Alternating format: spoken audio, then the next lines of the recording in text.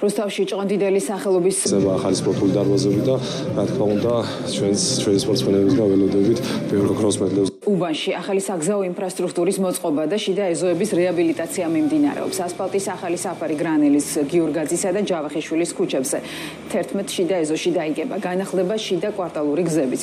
სარეაბილიტაციო გზის საერთო ფართობი 21400 კვადრატული მეტრია.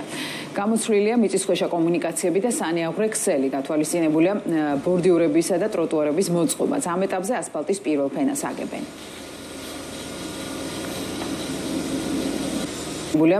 ბორდიურებისა და ტროტუარების მოწყობაც. ამ ეტაპზე ასფალტის პირველ ფენას აგებენ.